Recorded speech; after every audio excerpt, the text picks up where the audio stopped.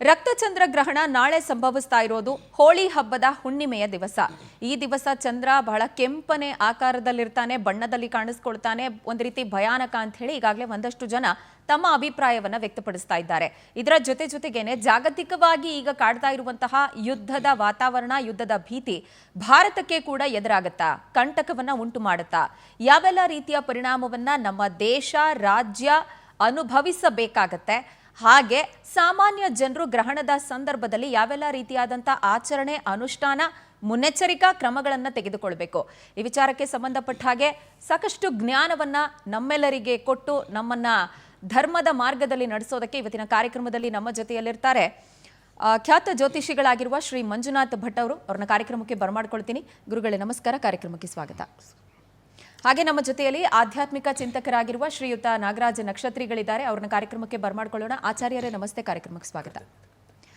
ಮೊದಲನೇದಾಗಿ ನಾನು ಮಂಜುನಾಥ್ ಭಟ್ರನ್ನ ಕೇಳೋಕೆ ಇಷ್ಟಪಡ್ತೀನಿ. ಭಟ್ರೆ, ನಾಳೆ ಗ್ರಹಣ ಇರೋದು, ಹೋಳಿ ಹಬ್ಬದ ಹುಣ್ಣಿಮೆಯ ದಿವಸ ಚಂದ್ರ ರಕ್ತವರ್ಣದಲ್ಲಿ ಕಾಣಿಸ್ತಾನೆ. ಕೇಳೋದಕ್ಕೆ ಸ್ವಲ್ಪ ಭಯಾನಕವಾಗಿದೆ, ಬಟ್ ಭಯ ಪಡಬೇಕಾ? ಭಯ ಪಡುವ ಅಗತ್ಯ ಏನೂ ಇಲ್ಲ. ನಮಸ್ಸೂರ್ಯ ಚಂದ್ರಾಯ ಮಂಗಳಾಯ ಬುಧಾಯ ಚ ಗುರು ಶುಕ್ರ ಶನಿಭ್ಯಶ್ಚ ರಾಹವೇ ಕೇತವೇ ನಮಃ. ನೋಡಿ, ದೇವತಾ ಗ್ರಹರೂಪೇಣ ದರ್ಶಯಂತಿ ಶುಭಾಶುಭಂ. ದೇವತೆಗಳು ಗ್ರಹ ರೂಪದಲ್ಲಿದ್ದು ಶುಭವನ ಅಶುಭನ, ಒಳ್ಳೆದನ್ನ ಕೆಟ್ಟದ್ದನ್ನ ಎರಡು ಮಾಡುತ್ತೆ. ಈ ಗ್ರಹಣ ಒಳ್ಳೇದು ಅಂತ ನಾವು ಹೇಳಲಿಕ್ಕಾಗಲ್ಲ, ಗ್ರಹಣ ಅಷ್ಟು ಒಳ್ಳೇದಲ್ಲ ಅಂತ ನಾವು ಹೇಳಬೇಕು. ಯಾಕೆಂದರೆ ಅದಕ್ಕೆ ನಿಷೇಧ ಇದೆ, ಗ್ರಹಣಕ್ಕೆ ಕೆಲವು ರಿಸ್ಟ್ರಿಕ್ಷನ್ಗಳಿದೆ. ಏಕೆಂದರೆ ಗ್ರಹಣ ಗೋಚರ ಆದ ಒಂದು ಪ್ರದೇಶದಲ್ಲಿ ಅದಕ್ಕೆ ಆಚರಣೆಗಳಿರುತ್ತೆ, ಮತ್ತೆ ಪ್ರಕೃತಿ ಮೇಲೆ ಆಗತಕ್ಕಂಥ ಸಣ್ಣ ಪುಟ್ಟ ಅಡೆತಡೆಗಳು ಕೂಡ ಇರುತ್ತೆ. ಗ್ರಹಣ ದೋಷವು ಸುಮಾರು ಒಂದು ಪ್ರಾರಂಭ ಆಗಿ ಒಂದು 3 ತಿಂಗಳವರೆಗೂ ಅದರ ಪ್ರಭಾವ ಕೆಲವು ರಾಶಿ ನಕ್ಷತ್ರಗಳಲ್ಲಿ ಇರುತ್ತೆ, ಕೆಲವು ಪ್ರದೇಶಗಳಲ್ಲಿ ಇರುತ್ತೆ ಅನ್ನುವಂಥದ್ದು ಜ್ಯೋತಿಷ್ಯದ ಒಂದು ಸಿದ್ಧಾಂತ. ಹಾಗೆ ರಕ್ತ ಮತ್ತೆ ರಕ್ತಚಂದ್ರ ಗ್ರಹಣ ಮತ್ತೆ ಈ ಕಂಕಣ ಗ್ರಹಣ, ಈ ಥರದ್ದೆಲ್ಲ ಹೆಸರುಗಳನ್ನು ನಾವು ಇಟ್ಕೊಳ್ಳೋದು. ಗ್ರಹಣ ಕಲರ್ ಆಗಿ ಕಾಣುತ್ತೆ, ಕೆಲವು ಸಲ ಪೂರ್ತಿಯಾಗಿ ಗ್ರಹಣ ಹಿಡಿದಾಗ ಕಪ್ಪಾಗತ್ತೆ, ಕೆಲವು ಸಲ ಸ್ವಲ್ಪ ಸೈಡಲ್ಲಿ ಕಾಣುವಾಗ ಸ್ವಲ್ಪ ಅದು ಕೆಂಪು ಬಣ್ಣ ಹೊಂದತ್ತೆ. ಈಗ ನಾವೊಂದು ನಾಮಕರಣ ಮಾಡ್ತಕ್ಕಂಥದ್ದು ಕೇಳೋದಕ್ಕೆ ಅದಿದ್ರು ಕೂಡ ಗ್ರಹಣಕ್ಕೆ ಭಯ ಬೀಳುವ ಅವಶ್ಯಕತೆ ಇಲ್ಲ. ಸರ್ವೇ ಸಾಮಾನ್ಯವಾಗಿ ಎಲ್ಲಾ ಗ್ರಹಗಳ ಮೇಲೂ ಕೂಡ ಒಂದು ಛಾಯೆ ಬಿದ್ದಾಗ ಗ್ರಹಣ ಆಗ್ತದೆ. ಈಗ ವೈಜ್ಞಾನಿಕವಾಗಿಯೂ ಒಂದು ಅದಕ್ಕೆ ಹಿನ್ನೆಲೆ ಇದೆ, ಆಧ್ಯಾತ್ಮಿಕ ಹಿನ್ನೆಲೆಯೂ ಕೂಡ ಪ್ರಾಚೀನ ಕಾಲದಲ್ಲಿ ಋಷಿಗಳ ಪರಂಪರೆಯ ಕಾಲದಿಂದನೂ ಕೂಡ ಇದೆ. ಹಾಗೆ ಗ್ರಹಣ ಬರುತ್ತೆ, ಅದಕ್ಕೆ ಆಚರಣೆಗಳನ್ನು ನಾವು ಮಾಡ್ಕೋಬೇಕು. ಅದರ ಅಡೆತಡೆಗಳು ಬರೀ ಗ್ರಹಣದಲ್ಲ, ಎಲ್ಲದರಲ್ಲೂ ಪ್ರಕೃತಿಯಲ್ಲೂ ಕೂಡ ಇರುತ್ತೆ. ಓಕೆ ಗುರುಗಳೇ, ಖಂಡಿತ ನಾನು ವೈಜ್ಞಾನಿಕವಾಗಿ ಕೂಡ ಗ್ರಹಣಕ್ಕೆ ಇರುವಂತಹ ಮಹತ್ವ, ಹಾಗೆ ಮಾಡಬೇಕಾಗಿರುವಂತಹ ಆಚರಣೆ, ಹಾಗೆ ಆಧ್ಯಾತ್ಮಿಕವಾಗಿ ಯಾರು ಆಸ್ತಿಕರು ನಂಬಿಕೆಯನ್ನ ಹೊಂದಿರ್ತಾರೆ ಅವರ ನಂಬಿಕೆಗೆ ಅನುಸಾರ ಏನು ಅನುಷ್ಠಾನ ಮಾಡ್ಕೊಳ್ಬೇಕು, ಅದರ ಬಗ್ಗೆ ಮಾತನಾಡ್ತಾ ಹೋಗೋಣ. ನಕ್ಷತ್ರಿಗಳೇ, ಈಗ ಗ್ರಹಣದ ಸಮಯದ ಕುರಿತಾಗಿ ಒಂದು ಸ್ವಲ್ಪ ಮಟ್ಟಿಗೆ ಗೊಂದಲ ಇದೆ. ಅಂದರೆ ನಮಗೆ ಗೋಚರಿಸುವಂಥ ಸಮಯದಲ್ಲಿ ಮಾತ್ರ ಆಚರಣೆ ಮಾಡಬೇಕು, ಅಥವಾ ಭೂಮಿಗೆಲ್ಲ ಸೂರ್ಯ ಚಂದ್ರ ಒಬ್ಬರೇನೆ ಗ್ರಹಣ ಪೂರ್ತಿ ನಾವು ಸೂತಕ ಸಮಯದಿಂದ ಹಿಡಿದು ಆಚರಣೆ ಮಾಡಬೇಕು ಅಂತ ಹೇಳ್ತಾರೆ. ಈ ಮೀಮಾಂಸಾ ದರ್ಶನದಲ್ಲಿರುವಂಥ ಬಾಧೆ ಅಂದರೆ ಸಬ್ಲೇಷನ್ನ ಪ್ರಕಾರ ಸಮಯದ ಕುರಿತಾಗಿ ನಮಗೆ ಕ್ಲಾರಿಟಿ ಕೊಡೋದಾದರೆ. ಈ ಒಂದು ನಾಳೆ ಗತಿಸ್ತಾ ಇರುವಂತಹ ಗ್ರಹಣವನ್ನು ಗ್ರಸ್ತ ಉದಯ ಚಂದ್ರಗ್ರಹಣ ಅಂತ ಸಂಬೋಧನೆ ಮಾಡಿದೆ ಶಾಸ್ತ್ರ. ಗ್ರಸ್ತ ಉದಯ ಚಂದ್ರಗ್ರಹಣ ಅಂತಂದರೆ ಇದಕ್ಕೆ ವ್ಯಾಖ್ಯಾನ ಏನು, ಅರ್ಥ ಏನು ಅಂತ ಚಿಂತನೆ ಮಾಡಲಿಕ್ಕೆ ಹೊರಟ್ರೆ, ಎಲ್ಲಿಯ ತನಕ ಚಂದ್ರ ಬಂದಿರೋದಿಲ್ವೋ ಆಗಲೇ ಆತನಿಗೆ ಗ್ರಹಣ ಸ್ಪರ್ಶ ಆಗಿರುತ್ತೆ ಅನ್ನುವಂತಹ ಉತ್ತರ. ಅಂತಂದರೆ ಚಂದ್ರನ ಉದಯ ಆಗುವುದು ಸೂರ್ಯ ಅಸ್ತಮದ ನಂತರ. ಇಲ್ಲಿ ನಮಗೆ ಗ್ರಹಣ ಸ್ಪರ್ಶ ಆಗುವಂಥದ್ದು ಮಧ್ಯಾಹ್ನದ ಕಾಲ 3 ಗಂಟೆ 18 ನಿಮಿಷ. ಅದು 1-2 ನಿಮಿಷಗಳ ಕಾಲ ವ್ಯತ್ಯಾಸಗಳು ಬೇರೆ ಬೇರೆ ಪಂಚಾಂಗಗಳಲ್ಲಿ ನಮಗೆ ಕಾಣಿಸುತ್ತೆ. ಕಾರಣ ಏನು ಕೇಳಿದರೆ, ಆಯಾಯ ಭೂಪ್ರದೇಶದ ಅಕ್ಷಾಂಶ ರೇಖಾಂಶದ ಆಧಾರದಲ್ಲಿ ಆ 1-2 ನಿಮಿಷದ ವ್ಯತ್ಯಾಸಗಳನ್ನು ಪಂಚಾಂಗದಲ್ಲಿ ನಮೂದಿಸಿರ್ತಾರೆ. ನಮಗೆ ಕರ್ನಾಟಕದ ಕರಾವಳಿ ಭಾಗದ ಪಂಚಾಂಗವನ್ನು ನಾವು ಗಮನಕ್ಕೆ ತೆಗೆದುಕೊಂಡ್ರೆ 3 ಗಂಟೆ 18 ನಿಮಿಷದಿಂದ ಆರಂಭ ಅಂತ ಹೇಳುವುದನ್ನ ಅಲ್ಲಿನ ಪಂಚಾಂಗಗಳು ನಮಗೆ ನಮೂದಿಸಿದ್ದಾವೆ. ಆದರೆ ಚಂದ್ರನ ಉದಯ ಆಗುವಂತಹದ್ದು ನಮಗೆ 6 ಗಂಟೆ 38 ನಿಮಿಷಕ್ಕೆ. ಅರ್ಥಾತ್ ನಮಗೆ ಗ್ರಹಣ ನಮ್ಮ ಕಣ್ಣಿಗೆ ಕಾಣುವುದಕ್ಕೆ ಸಿಗಬಹುದಾದಂತಹ ಸಮಯಗಳು ಎಷ್ಟು ಕೇಳಿದರೆ 6 ಗಂಟೆ 38 ನಿಮಿಷದಿಂದ 6 ಗಂಟೆ 48 ನಿಮಿಷಗಳ ತನಕ, ಅರ್ಥಾತ್ 4 ಕಲೆ ಅಂತ ಅದನ್ನ ಶಾಸ್ತ್ರ ಭಾಷೆಯಲ್ಲಿ ಸಂಬೋಧನೆ ಮಾಡಿದರೆ, ನಮ್ಮ ಭಾಷೆಯಲ್ಲಿ ಒಂದು 10 ನಿಮಿಷಗಳ ಕಾಲ ನಮಗೆ ಗ್ರಹಣ ಸ್ಪರ್ಶದ ಚಂದ್ರನ ವೀಕ್ಷಣೆಗೆ ನಮಗೆ ಶಾಸ್ತ್ರದಲ್ಲಿ ಅವಕಾಶ ಇರುವಂತಹದ್ದು. ಸಾಮಾನ್ಯವಾಗಿ ತುಂಬ ಜನರ ಅಭಿಪ್ರಾಯಗಳು ಏನು ಕೇಳಿದ್ರೆ, ಗ್ರಹಣ ಸ್ಪರ್ಶಕಾಲ ಹೇಳುವಂತಹದ್ದು ನಮಗೆ ಗೋಚರ ಆಗದೇ ಇರುವ ಕಾರಣದಿಂದಾಗಿ ನಮಗೆ ಏನು ಈ ಗ್ರಹಣದ ಆಚರಣೆಯ ಅವಶ್ಯಕತೆ ಇಲ್ಲ. ಇದಕ್ಕೆ ಶಾಸ್ತ್ರಗ್ರಂಥಗಳ ಹೆಸರನ್ನು ಕೂಡ ಕೋಟ್ ಮಾಡಿಕೊಂಡಂತೆ ಲೇಖನಗಳನ್ನು ನಾನು ಬಹಳಷ್ಟು ಓದಿದೆ. ಆದರೆ ಶಾಸ್ತ್ರಗ್ರಂಥಗಳ ಹೆಸರನ್ನ ಕೋಟ್ ಮಾಡಿದ್ರು, ಲೇಖನವನ್ನು ಬರೆದ್ರು, ಲೇಖನದ ಕೆಳಗೆ ಹೆಸರನ್ನ ಬರೀಲೇ ಇಲ್ಲ. ಶಾಸ್ತ್ರಗ್ರಂಥಗಳು ಅವರು ಯಾವ ಶಾಸ್ತ್ರಗ್ರಂಥಗಳ ಹೆಸರನ್ನ ಕೋಟ್ ಮಾಡಿದ್ರು ಅದೇ ಗ್ರಂಥಗಳು ನಮಗೆ 1 ಸೆಕೆಂಡುಗಳ ಕಾಲವಾದರೂ ಕೂಡ ನಮ್ಮ ಕಣ್ಣಿಗೆ ಕಾಣುವ ಸ್ಥಿತಿ ಇದ್ದದ್ದೇ ಹೌದಾದರೆ ಅದನ್ನು ಆಚರಣೆಗೆ ತೆಗೆದುಕೊಳ್ಳಬೇಕು ಹೇಳುವಂತಹ ನಿರ್ಣಯವನ್ನು ಕೊಡುವಂಥ ಅದೆಷ್ಟೋ ಗ್ರಂಥಗಳು ಕೂಡ ಇದ್ದಾವೆ. ಅಂತಂದರೆ ಯಾರು ಲೇಖನವನ್ನು ಬರೆಯುವಾಗ ಯಾವ ಗ್ರಂಥವನ್ನು ಕೋಟ್ ಮಾಡಿದ್ದಾರೋ ಅದೇ ಗ್ರಂಥಗಳು ಹೇಳಿದ್ದಾವೆ. 1 ನಿಮಿಷಗಳ ಕಾಲ ಗೋಚರಕ್ಕೆ ಸಿಕ್ಕಿದ್ರೂ ಕೂಡ ಅದನ್ನು ಆಚರಣೆ ಮಾಡಬೇಕು ಹೇಳುವಂಥದ್ದು ನಿಯಮ. ಇನ್ನು ಖಗೋಳ ಇರುವುದು, ಆಕಾಶಕಾಯ ಇರುವುದು ಒಂದೇ ಜಗತ್ತಿಗೆಲ್ಲ. ಆದರೆ ಅಲ್ಲಿ ಒಂದು ಸ್ವಲ್ಪ ವ್ಯತ್ಯಾಸದ ಅಭಿಪ್ರಾಯವನ್ನು ವ್ಯಕ್ತಪಡಿಸಬೇಕಾಗ್ತದೆ. ಅಂದರೆ ಶಾಸ್ತ್ರ ಹೇಳಿದ್ದನ್ನು ಹೇಳಬೇಕಾಗ್ತದೆ. ಖಗೋಳ ಒಂದೇ ಆಗಿದ್ರೂ ಕೂಡ ಶಾಸ್ತ್ರ ನಿರ್ದಿಷ್ಟವಾಗಿ ನಿರ್ಣಯಾತ್ಮಕವಾಗಿ ನಮಗೆ ಹೇಳುತ್ತೆ ನಮ್ಮ ಭೂಭಾಗಕ್ಕೆ ನಭೋಮಂಡಲದ ಪ್ರಭಾವಗಳು ಹೇಳುವಂಥದ್ದೇನಿದೆ ಅದು ಇದ್ದಾಗ ಮಾತ್ರ ಅದನ್ನು ಅಕ್ಸೆಪ್ಟೆನ್ಸ್. ಈಗ ಉದಾಹರಣೆಗೆ ಹಗಲು ರಾತ್ರಿಯನ್ನು ನೀವು ತೆಗೆದುಕೊಳ್ಳಿ. ನಮಗಿದ್ದ ಹಗಲು ಇನ್ನೊಂದು ದೇಶಕ್ಕೆ ಅದು ರಾತ್ರಿ ಆಗಿರ್ತದೆ. ಹಾಗಾದರೆ ನಭೋಮಂಡಲದ ವಿದ್ಯಮಾನ ಹೇಳುವಂಥದ್ದು ನಮ್ಮ ಅನುಭವಕ್ಕೆ ಹೇಗೆ ಸಿಗುತ್ತೆ ಅನ್ನೋದರ ಮೇಲೆ ಇದನ್ನು ನಿರ್ಣಯ ಮಾಡಬೇಕು ಅಂತ ವಿಜ್ಞಾನವು ಹೇಳುತ್ತೆ, ಶಾಸ್ತ್ರವು ಹೇಳುತ್ತೆ. ನಾವು ಅಮೆರಿಕದಲ್ಲಿ ಈಗ ರಾತ್ರಿ ಇದೆ ಅಂತ ಈಗ ನಾವು ಮಲ್ಕೊಂಡಿಲ್ಲ. ಹಾಗಾಗಿ ಖಗೋಳ ಅನ್ನೋದು ಒಂದೇ, ಆದರೆ ಆ ಖಗೋಳದಲ್ಲಿ ನಡೆಯಬಹುದಾದಂತಹ ವಿದ್ಯಮಾನಗಳೇನಿದ್ದಾವೆ ಅದು ಭಿನ್ನ ಅಂತ. ಅಲ್ಲಿದ್ದು ಇಲ್ಲಿಗೆ ಪ್ರಭಾವ ರೂಪದಲ್ಲಿ ಕಾಣುವಾಗ ಭಿನ್ನ, ಅದು ಭೇದವನ್ನು ಕಂಡುಕೊಂಡಿರ್ತದೆ.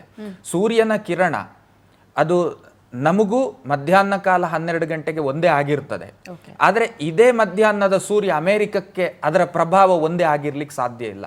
ಹಾಗಾದ್ರೆ ಅಲ್ಲಿನ ನಭೋಮಂಡಲದಿಂದ ಭೂಮಂಡಲಕ್ಕೆ ಬರಬಹುದಾದಂತಹ ಆ ಕಿರಣಗಳ ಒಂದು ಪ್ರವಾಹ ಅನ್ನುವಂಥದ್ದೇನಿದೆ ಅದು ನಮ್ಮ ಮೇಲೆ ಯಾವ ರೀತಿಯ ಪರಿಣಾಮವನ್ನು ಕೊಡುತ್ತೆ ಅನ್ನೋದರ ಮೇಲೆ ಇದನ್ನ ನಿರ್ಣಯ ಹೇಳ್ತದೆ ಶಾಸ್ತ್ರ. ಹಾಗಾಗಿ ನಮಗೆ ಸ್ಪಷ್ಟ ನಿರ್ಣಯ ಇಷ್ಟೇ, ನಮಗೆ ಈ ಗ್ರಹಣ ಆಚರಣೆಗೆ ಇದೆ ಅಂದ ತಕ್ಷಣ ಭಯದಿಂದ ಆಚರಿಸಬೇಕು ಅಂತ ಶಾಸ್ತ್ರ ಹೇಳಲಿಲ್ಲ. ಅದನ್ನ ಯಾರಾದರೂ ಮಾಡ್ತಾ ಇದ್ರೆ ಅಥವಾ ಅದು ಶಾಸ್ತ್ರ ಹೇಳಿರೋದ್ರಿಂದ ಭಯ ಆಗ್ತಾ ಇದೆ ಅಂತಂದ್ರೆ ಅದಕ್ಕೆ ನಾವು ಹೊಣೆ ಅಲ್ಲ. ತುಂಬ ಜನ ಜ್ಯೋತಿಷಿಗಳ ಮೇಲೆ ಆಪಾದನೆಗಳನ್ನು ಮಾಡುವ. ಶಾಸ್ತ್ರ ಏನನ್ನ ಹೇಳಿದೆ ಅದನ್ನು ಹೇಳುವುದು ನಮ್ಮ ಧರ್ಮ, ಕೇಳುವುದರಿಂದ. ಆಯ್ತು ಗುರುಗಳೇ. ಇನ್ನು ಭಟ್ರೆ, ಈಗ ಗ್ರಹಣದ ಆರಂಭದ ಸಮಯ 3 ಗಂಟೆಗೆ ಮಧ್ಯಾಹ್ನ ಅಂತ ಹೇಳಿದ್ರು ಕೂಡ, ಮೋಕ್ಷ ಕಾಲ ಸಾಯಂಕಾಲ 6:48 ಅಂತ ಹೇಳಿದ್ರು ಕೂಡ, ಭಾರತಕ್ಕೆ ಗೋಚರವಾಗೋದು ಬರೀ 14 ನಿಮಿಷ. ಸೊ ಸಾಯಂಕಾಲ 6 ಗಂಟೆ 34 ನಿಮಿಷದಿಂದ ನಾವು ಆಚರಣೆ ಪ್ರಾರಂಭ ಮಾಡಬೇಕು. ಸಿಗೋದೇ ಒಂದು 14-15 ನಿಮಿಷ ಆಗಿರೋದ್ರಿಂದ ಸ್ಪರ್ಶ ಸ್ನಾನ, ಮೋಕ್ಷ ಸ್ನಾನ ಎಲ್ಲ ಹೇಗೆ ಮಾಡೋದಕ್ಕೆ ಸಾಧ್ಯ ಅಂತ ಇದರಲ್ಲಿ ನಮ್ಮ ಒಂದು ಕರಾವಳಿ ಪ್ರದೇಶ ಅಂತ ಹೇಳಿದ್ರೆ ನಿಜವಾಗಿಯೂ ಅದನ್ನು ಒಪ್ಕೊಳ್ತಕ್ಕಂಥದ್ದು. ಯಾಕೆಂದರೆ ನಮ್ಮಲ್ಲಿ ಹೆಚ್ಚಿನ ಒಂದು ಆಚರಣೆಗೆ ಹೆಚ್ಚಿನ ಆದ್ಯತೆಯನ್ನು ಕೊಡ್ತೀವಿ. ಅದಕ್ಕೆ ನಮ್ಮ ಒಂದು ಬಗ್ಗೋಣ ಪಂಚಾಂಗ ಅಂತ ನಮ್ಮಲ್ಲಿ ಶಾಸ್ತ್ರೀಯವಾಗಿ ಅಲ್ಲಿ ಲೋಕಲ್ ಪಂಚಾಂಗ ನಮ್ಮದು. ಅಲ್ಲೂ ಏನು ಹೇಳ್ತಾರೆ ಅಂದರೆ, ಇದು ಗ್ರಹಣ ಯಾವಾಗ 3 ಕಾಲಷ್ಟೊತ್ತಿಗೆ ಪ್ರಾರಂಭ ಆಗುತ್ತೆ ಆವಾಗಲೇ ಸ್ನಾನ ಮಾಡಿ ನೀವು ಗ್ರಹಣ ಮೋಕ್ಷ ಆಗುವವರೆಗೂ ಅನುಷ್ಠಾನ ಮಾಡ್ಬೋದು ಅಂತ ಒಂದು ಕಡೆಯಲ್ಲಿ ಹೇಳ್ತಾರೆ. ಇನ್ನೊಂದು ಕಡೆಯಲ್ಲಿ ಗೋಚರ ಆದಮೇಲೆ ಸ್ನಾನ ಮಾಡಿ ನಾವು ಅನುಷ್ಠಾನಗಳನ್ನು, ತರ್ಪಣಾದಿಗಳನ್ನು ಯಾವುದೇ ಇದ್ರುಗಳನ್ನು, ಜಪ ತಪ ಯಾವುದೇ ಇದ್ರುಗಳನ್ನು ಮಾಡಿ ಮೋಕ್ಷ ನಂತರದಲ್ಲಿ ಸ್ನಾನ ಮಾಡಿ ಮತ್ತೆ ಪೂಜೆ ಮಾಡಬೇಕು ಅಂತ ಹೇಳ್ತದೆ. ಹಾಗಾಗಿ ಇದನ್ನು ಎರಡೂ ಮಾಡ್ಬೋದು. ಈಗ ಕೆಲವರಿಗೆ ನಮಗೆ ಆ ಗ್ರಹಣ ಯಾವಾಗ ಹಿಡಿಯುತ್ತೆ ಆವಾಗ ಆ ಟೈಮನ್ನು ನಾವು ಅನುಸರಣೆಯನ್ನು ಮಾಡಬಹುದು. ಇನ್ನು ಕೆಲವು ಪ್ರದೇಶಗಳಲ್ಲಿ ಕೆಲವು ಭಾಗ ಅಂದರೆ ಜ್ಯೋತಿಷ್ಯದಲ್ಲಿ ಕೆಲವು ಸಿದ್ಧಾಂತ ಒಂದೇ ಇದ್ರೂ ಕೂಡ ಆಚರಣೆ ಕೆಲವು ಭಾಗದಲ್ಲಿ ಬೇರೆ ಬೇರೆ ಪದ್ಧತಿಗಳಿದೆ. ಹಾಗಾಗಿ ಈ ಒಂದು ಗ್ರಹಣ ಪ್ರಾರಂಭ ಆದಾಗ ಸ್ನಾನ ಮಾಡಿ ಅನುಷ್ಠಾನವನ್ನು ಮಾಡ್ಬೋದು. ಆಮೇಲೆ ನಮ್ಮ ಪ್ರದೇಶಕ್ಕೆ ಗೋಚರ 5 ನಿಮಿಷ 10 ನಿಮಿಷ ಆಗಿರೋದ್ರಿಂದ ಅದು ಆಚರಣೆಯಲ್ಲಿ ಇರುತ್ತೆ ಮತ್ತು ನಾವು ಅದನ್ನು ಆಚರಣೆ ಮಾಡಬೇಕು. ಹಾಗಾಗಿ ಗ್ರಹಣ ಮೋಕ್ಷ ಪರ್ಯಂತ ಆಚರಣೆಯನ್ನು ಮಾಡಿ ನಂತರದಲ್ಲಿ ಸ್ನಾನ ಮಾಡಿ ಅವರು ಉಪಹಾರಗಳನ್ನು ಮಾಡ್ಬೋದು ಅಂತ ಹೇಳ್ತೀವಿ. ಇನ್ನು ಊಟ ಉಪಹಾರಗಳ ನಿರ್ಬಂಧ ಏನು ಅಂದರೆ, ಬೆಳಿಗ್ಗೆ ಒಂದು 9:40, 9:40, 9:45 ನಂತರದಲ್ಲಿ ಗ್ರಹಣ ಮೋಕ್ಷ ಪರ್ಯಂತ ಭೋಜನ ಮಾಡತಕ್ಕದ್ದಲ್ಲ ಅಂತೇಳಿ. ಅಂದರೆ ಗ್ರಹಣ ಬಿಡುವವರೆಗೆ ಊಟ ಉಪಹಾರಗಳನ್ನು ನಾವು ನಿಲ್ಲಿಸಬೇಕು ಅಂತ ಹೇಳ್ತೀವಿ. ಇನ್ನು ಮಹಿಳೆಯರಿಗೆ ಅಂದರೆ ವೃದ್ಧರಿಗೆ ಮತ್ತು ಬಾಣಂತಿ ಸ್ತ್ರೀಯರಿಗೆ ಅಥವಾ ಗರ್ಭಿಣಿ ಸ್ತ್ರೀಯರಿಗೆ ಆರೋಗ್ಯ ಕೆಟ್ಟವರಿಗೆಲ್ಲ ಅದರಲ್ಲಿ ಆಚರಣೆ ಮಾಡಬೇಕು ಅಂತೆಲ್ಲ ಅವರ ಅನುಕೂಲಕ್ಕೆ ತಕ್ಕನಾಗಿ ಔಷಧೋಪಚಾರ ಮಾಡೋದು ಅಥವಾ ಆಹಾರೋಪಚಾರಗಳನ್ನು ಮಾಡ್ಬೋದು. ಅದಕ್ಕೆ ಗ್ರಹಣ ನಿರ್ಬಂಧ ಏನೂ ಇಲ್ಲ. ಹೀಗೆ ಅದರ ಆ ಥರ ಆಚರಣೆಯಲ್ಲಿ 2-3 ಥರ ಇದೆ. ಬಟ್ ಅಲ್ಲಿ ಪ್ರಾದೇಶಿಕವಾಗಿ ಇನ್ನು ಕೆಲವೊಂದಷ್ಟು ಶಾಸ್ತ್ರಾಯಚ ಸುಖಾಯಚ ಅಂದರೆ ಶಾಸ್ತ್ರ ನಮ್ಮ ಸುಖಕ್ಕೆ ಸಂಬಂಧಪಟ್ಟದ್ದು ಅಂತ ಕೆಲವೊಂದು ಯೋಚನೆ ಮಾಡಿದಾಗ ನಮ್ಮ ಅನುಕೂಲಕ್ಕೆ ತಕ್ಕನಾಗೂ ಕೆಲವೊಂದಷ್ಟು ನಮ್ಮಲ್ಲಿ ಗೋಚರ ಜಾಸ್ತಿ ಹೊತ್ತು ಆಗೋದಿಲ್ಲ. ಕೆಲವು ಟೈಮಿಗೆ ಮಾತ್ರ ಆಗುತ್ತೆ, ನಾವು ಇಷ್ಟೇ ಮಾಡ್ತೀವಿ ಅಂತಾರೆ. ಕೆಲವು ಈ ಧರ್ಮ ಕರ್ಮ ಪೂಜೆ ಪುನಸ್ಕಾರಗಳನ್ನು ಅವರ ವೈಯಕ್ತಿಕ ಅಭಿಪ್ರಾಯಕ್ಕೆ ಬಿಟ್ಟದ್ದು.